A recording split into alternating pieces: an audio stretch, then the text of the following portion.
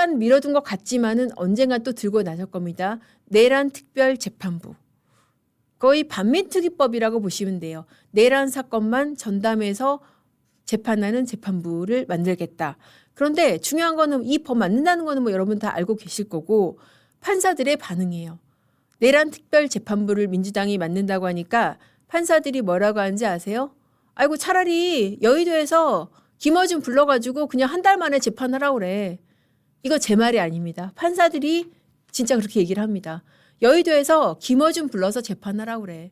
이 법의 내용이 그렇다는 거예요. 제가 왜 그런지 하나하나 풀어드리겠습니다. 근데 제가 이제 그 얼마 전에 이 법에 대한 대법원의 의견을 담은 의견서를 이제 입수를 했거든요. 그래서 그 의견서 내용을 하나하나 이제 이 방송에서 단독으로 하나하나 풀어드리겠습니다. 자, 제가 법조 기자를 11년째 오래 하고 있는데 온갖 특별법을 다 보지 않았겠습니까? 그 중에서도 이 특별법은 정말 탑3 안에 든다. 아마 원탑이 아닐까 싶은데 그 정도로 이렇게 정말 무식하고 막 나가는 법은 처음 봤다는 생각이 들고요. 왜 그런지 좀 알려드릴게요. 첫째 하나 지적을 하고 싶은 게 민주당이 그러면 왜 이 법을 만드냐. 자기네들이 주장하는 입법 취지는 그렇습니다. 공정한 재판을 위해서 내란 사건의 공정한 재판을 위해서 이 법을 만든다는 거예요. 특별재판부를 설치를 해서 특별한 절차에 의해서 하겠다라고 하면서 제척사유를 뒀습니다. 제척사유가 뭐냐면은 법관이 공정한 재판을 할 수 없는 사유가 있을 때 당연히 배제가 되는 그걸 제척사유라고 합니다. 일반적인 제척사유, 그러니까 형사소송법에 규정된 제척사유는 뭐가 있냐면은 법관이 피해자인 때, 그러겠죠. 아니 자기가 피해를 입었는데 그거 재판 제대로 하겠어요? 그리고 법관이 피고인이나 피해자하고 밀접한 관련이 있을 때 당연히 그렇겠죠. 재판 공정하게 못하니까. 그리고 법관이 이 사건에 관여했을 때 그렇잖아요. 상식적으로 우리가 다 이해할 수 있는 범위의 그런 제척 사유들이 이미 규정이 돼 있는데 지금 내란 재판부 법에는 뭐가 들어가 있냐? 내란 사건 전심 재판 또는 기초되는 조사 심리에 관여한 때. 아니 무슨 전심 재판이라고 그럼 도대체 어디까지 말하는 거야? 뭐 내란 뭐 영장 내준 사람, 영장 안 내준 사람, 직위원 판사를 뺀다는 건가? 이거 너무 모호하죠. 그러니까 대법원이 이거 너무 모호하다. 그렇게 지적을 한 거예요. 특정 사건에 대해서만 이렇게 제척사유 확대하는 건 말이 안 된다라고 얘기를 한 거고 이게 더 기가 막혀요. 두 번째 제척사유가 윤석열 전 대통령이 임명한 대법관. 윤석열 전 대통령이 임명한 대법관을 제척사유. 야, 그러면은 지금 대법관이 행정처장 포함 14명이잖아요. 대법원이 세봤어요. 그럼 윤석열 전 대통령이 임명 안 한 사람 누가 있나? 자, 제척사유에 해당하지 않는 사람이 노태악, 이흥구, 오경미, 마용주, 천대엽 이렇게밖에 없다는 거예요. 그나마 지금 천대엽 대법관은 행정처장이라서 재판 관여 못하고 마용주 대법관은 좀 애매한 게 윤석열 전 대통령 파면 뒤에 대행이 임명을 한 것이고 그러니까 그렇게 보면은 아니 윤석열이 임명한 대법관은 다 뺀다. 그러면은 재판 어떻게 하자는 거예요. 아닌 사람이 5명밖에 없고 더군다나 지금 이 중에서 공교롭게도 어때요? 이훈규, 오경미 두 사람은 어떤 사람들이냐면은 이재명 공직선거법 판결에서 10대 2로 유죄 판결 냈잖아요. 전원합의체에서 10대 2로 유죄인데 이 무죄 2가 이훈구, 오경미예요. 그러면은 윤석열이 임명한 사람 다 빼고 그 다 뺀 사람 중에서 공교롭게도 지금 무죄 2명이 있는데 여기만 배당한다?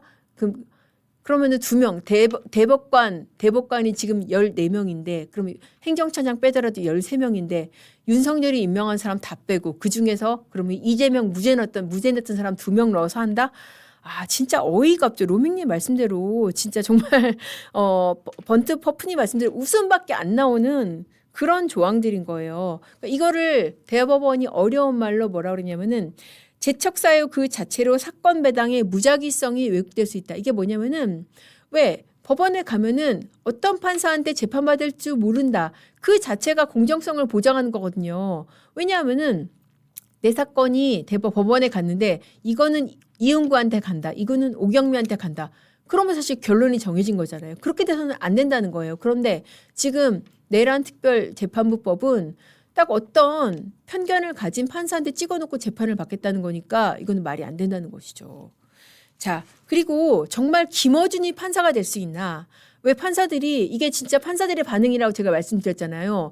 차라리 김어준한테 재판받으라고 해. 김어준이 판사가 될 수 있는 가능성에 대해서 이 법의 조항을 짚어보면서 설명을 드리겠습니다.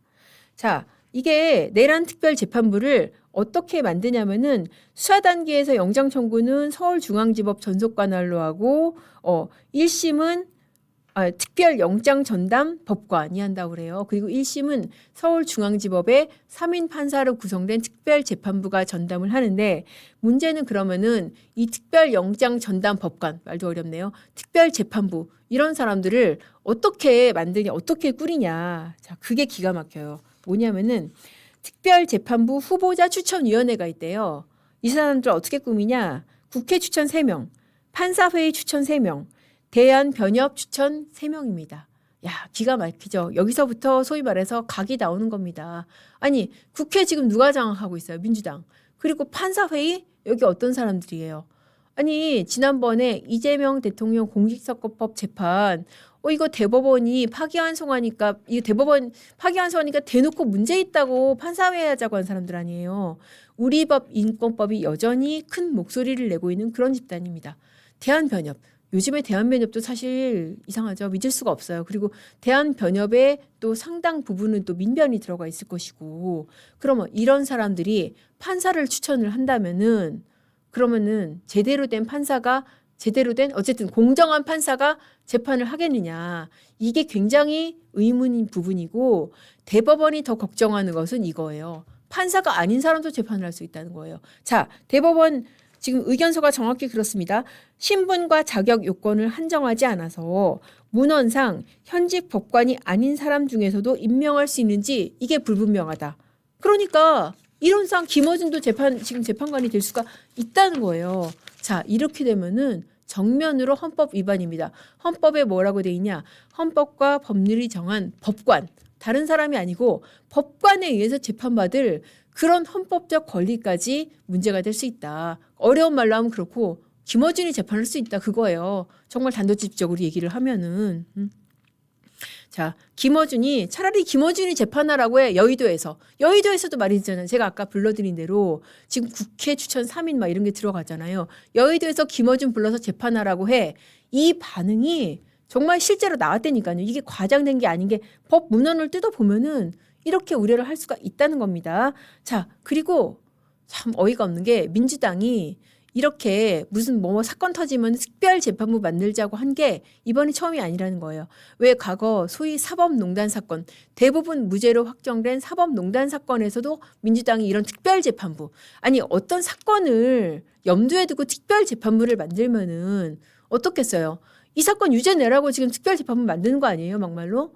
실제로 지금 사법농단 사건에서도 그 특별재판부 만들자고 했고 거기에 대해서 차진아 고려대 로스쿨 교수 헌법학자입니다. 이렇게 지적을 했었어요. 예를 들어 대한변협에서 민변 소속의 변호사들을 추천을 하고 판사회의에서는 국제인권법 연구회 소속 판사들을 추천을 하고 비법조인으로 참여연대 소속 시민운동가들이 추천돼서 위원으로 선임되면 그거 어떡할 거냐. 아니 그러니까 진짜 법조인이고 차신하 교수님 이제 제가 잘 알고 되게 존경하는 분인데 법조인이고 이제 고대 교수, 로스쿨 교수를 하고 이런 분인데 이런 분이 이제 강원 법학이라고 학회지에 기고한 글에서도 이 특별재판부의 구성의 문제점을 이렇게 정면으로 당시에도 지적을 했는데 이거 그대로 지금 내란 특별재판부에 지금 복부돼도 될 상황 아니에요? 그러니까 이 사람들이 정말 민주당 뭐만 하면 특별재판부 만들어서 결론 정해놓고 정말 매달아 놓고 재판하는 이게 습관이 된 사람들이 아닌가 싶습니다. 자, 그리고 또 이것도 굉장히 문제예요. 이 특별재판부 판결문에 모든 판사의 의견을 표시를 한대요. 지금 판결문 보신 분들 알겠지만은 지금 같은 경우에는 합의부, 그러니까 대법원 재판 말고 일반 재판 판결문 같은 경우에는 판사 3명이 합의해야지 이 판결문을 쓸 수 있고 거기에는 뭐 주심은 어떻게 생각하고 부장은 어떻게 생각한다 그렇게 안 써요. 그냥 하나로 다 쓰는데 이걸 다 표시를 하라는 거죠. 목적이 뭐겠습니까? 여기에서 무죄 의견 낸 사람, 유죄 의견 낸 사람 다 구분을 해서 무죄 의견 낸 사람 저격하자는 것이죠. 자, 또 판사들이 정말 제가 보기엔 정말 제대로 긁힌 부분이 있습니다. 뭐냐면은 이 생방송 생중계를 의무화한 부분이에요. 그럼 어떻게 되겠어요? 판사들이 제대로 재판하겠습니까? 물론 재판 공개돼야 된다고 헌법에 규정이 돼 있지만은 그거를 중계하는 거는 또 다른 문제인 거예요. 그럼 중계하면서 하나하나 어떤 발언 하나하나 가지고 유튜브로 짤 만들고 뭐 이를테면은 자 피고인이 막 발언 하는데 피고인 발언해 보세요. 그러니까 윤석열 전 대통령이 나와서 발언을 하는데 발언 계속하세요. 그러면은 윤석열 편들었다. 그렇게 찍어놓고 저격할 수 있는 그런 계기가 된다는 것이죠. 자 그렇게 하고 또 한 달 만에 재판한다. 이 우려가 어디서 나오냐면은 이게 정말 기가 막혀요. 이런 조항이 있습니다. 대상 사건의 재판, 대상 사건이 내란 사건이에요. 재판은 다른 재판에 우선해서 신속해야 되고 판결 선고를 공소 제기일로부터 3개월 이내. 야, 3개월 이내 재판하면 이거 어떻게 하겠어요? 지금 증인만 해도 100명 넘는 재판일 텐데. 그러니까 대법원이 뭐라 그러냐면 이거 너무 짧다. 아니 구속 기간도 6개월이고 6개월 내도 다 못 해가지고 우리 툭하면은 다 보석하고 이러는데 이거는 너무 힘들다. 기간 지키기 힘들다. 여러분 이거 멀리까지 안 가도 공직선거법 이재명 대통령 공직선거법 사건만 봐도 그렇잖아요. 633 원칙 우리가 정말 귀에 못이 박히도록 얘기했는데 어떻게 됐습니까? 1심은 1년 2개월하고 2심도 한 4개월 넘었고 3심 가서 겨우 벼로 잡히려는데 그게 지금 대선에 걸려가지고 재판이 멈춰있는 그런 상황인 거잖아요. 그러니까 사실 법원이 웬만하면은 뭐 이런 사안에 대해서 목소리 안 내는데 정말로 화가 난 겁니다. 그러니까 법원이 이렇게 화날 만한 내용들이죠. 여러분 어쩜 보시면 어떻습니까? 김어준이 여의도 가서 한 달 만에 결론 내라고 해. 라고 하는 우려가 결국 빈말이 아니고 법 조항을 보면은 충분히 그렇게 지적을 하고 분노를 할 수가 있는 부분이에요. 자, 그렇게 해서 법원의 지적 충분히 공감을 할 수가 있는 부분인데 저는 이거는 짚고 넘어가지 않을 수가 없어요.